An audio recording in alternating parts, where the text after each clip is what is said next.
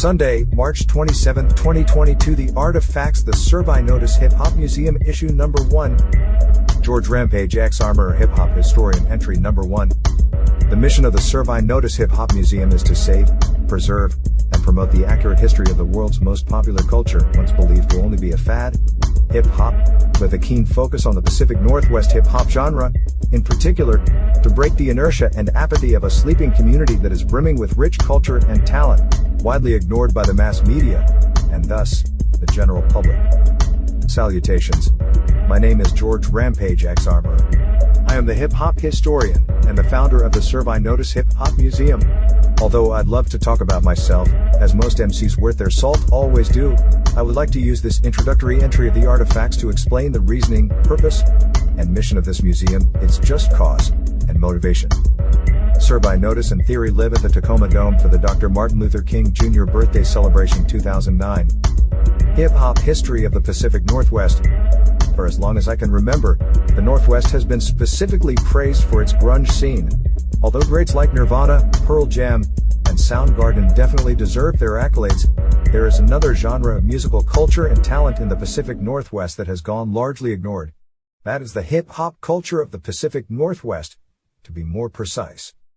For the most part, the only individual who has truly been recognized for their hip-hop talent in the Northwest is the J.R. Ewing of Seattle, Sir Mix-a-Lot.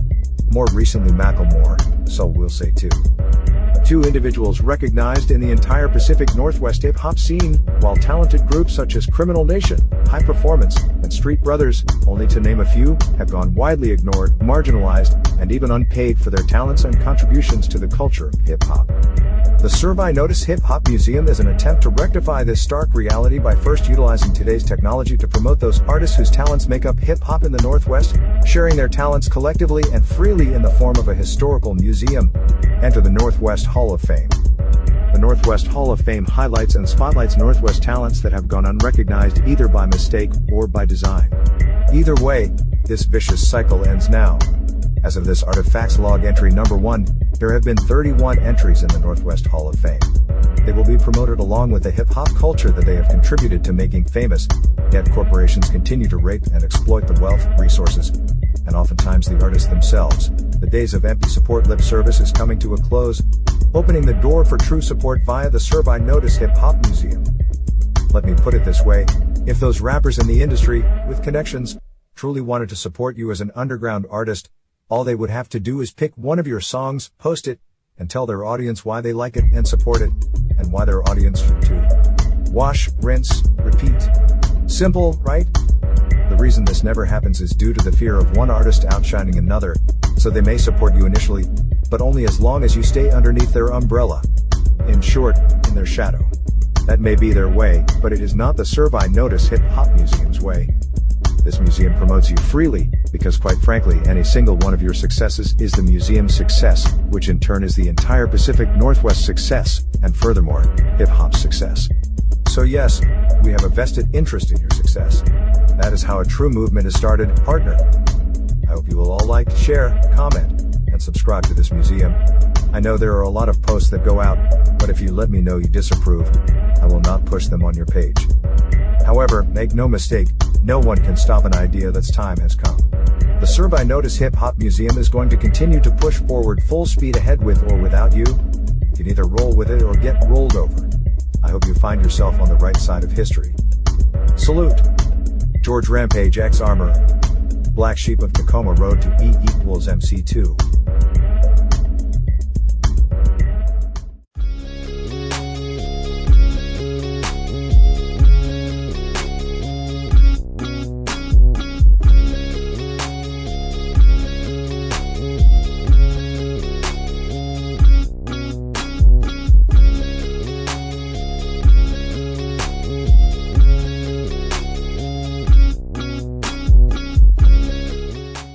The Surve Notice Hip Hop Museum.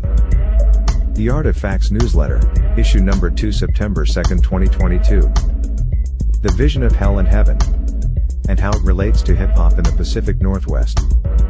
An essay by George Rampage Armourer, Black Sheep of Tacoma, Hip Hop Historian. Somewhere along the darkest hours of my life, I lost my way. I found myself in solitary confinement in Pierce County Jail. Funny. For all the times that I had passed by the Pierce County Jail as a civilian, I had only seen the jail standing tall from the outside. I hadn't had any clue that the jail actually had an incalculable number of floors underground beneath the earth. Levels upon levels. Evil buried under evil. Hell in a cell, where murders dwell. Satan's abode. Here I saw a grand table filled with a sort of Thanksgiving feast. A stoner's Christmas, if you will. Baby back barbecue ribs, macaroni pie, smothered biscuits, mashed potatoes, golden cornbread. Any delight for the taste buds was at this table. However, the prisoners sitting at this table were chained hand and foot to the table and were starving to death in front of this magnificent feast. They had these 6-foot-long spoons, and were trying desperately to feed themselves by maneuvering their wrists through the chains to no avail. Try as they may to desperately feed themselves, the 6-foot spoons made it impossible to do so. They cried, screamed, and even cursed the Most High for their suffering and torment as they slowly starved in front of this magnificent feast. This was indeed hell. All of a sudden, I was taken to the room next door, and behold, it was the same exact thing, except the prisoners in this room were well fed, and happy even while being chained. They laughed, joked, and praised the Most High for this magnificent feast. What was the difference, you may ask? The prisoners in this room didn't struggle with their 6-foot-long spoons to feed themselves. Instead, the prisoners in this room used their 6-foot-long spoons to feed each other. This way, everyone ate and was well fed and merry. This was indeed heaven. What can we learn from this parable, and how does it relate to hip-hop in the Pacific Northwest? Here we are in one of the wealthiest states, in one of the wealthiest countries on the planet, with some of the most talented hip-hop artists in the world, and we are all starving. Try as we may to keep feeding our own overblown ego, using oversized spoons, we are all prisoners of war starving at a banquet, cussing and battling each other, instead of feeding each other. What we failed to realize is that, gone are the days when we had to wait to be chosen by some rich record company executive while the poor unchosen had to finesse the golden child, hoping for some scraps and crumbs to fall from the chosen's table so that the shadow MCs can eat. This outdated blueprint was doomed to fail from Jump Street, as the dominate society, beyond race and gender, had no intention of seeing the poor lift themselves out of poverty under any circumstances whatsoever. In short, in the Northwest there was only going to be one Sir Mix-a-Lot, and maybe a Macklemore, but the rest would only be a bunch of talented shadow MCs, who never were. The only intention of the dominate society was to crush the civil rights movement, while loosely claiming to embrace Dr. Martin Luther King's ludicrous dream, and marching the poor, and the children of the poor right back into a modernized version of chattel slavery via the prison industrial complex. The 13th Amendment to the United States Constitution provides that neither slavery nor involuntary servitude, except as a punishment for crime whereof the party shall have been duly convicted, shall exist within the United States, or any place subject to their jurisdiction. As we see the poor filling up the jails, prisons, and mental health facilities across the nation, we are also seeing our neighborhoods such as Hilltop and Harlem being filled by that same dominate class in the name of tough on crime. It is our responsibility to change our reality and protect our future, whether we are to be paid for doing so, or not. We must protect our future and preserve the accuracy of our historic past and present, lest neighborhoods such as Hilltop and Harlem become just a forgotten land of a forgotten people, just like Kush in ancient Egypt. That is why, the Surve Notice Hip Hop Museum is such a novel idea. The dominate society can silence any one of us, but they cannot silence every one of us working together.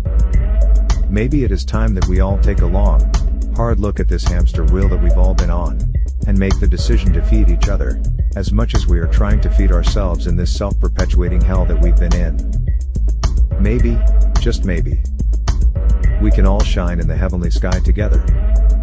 Just a thought. Salute, George Rampage Armourer, Black Sheep of Tacoma, hip-hop historian.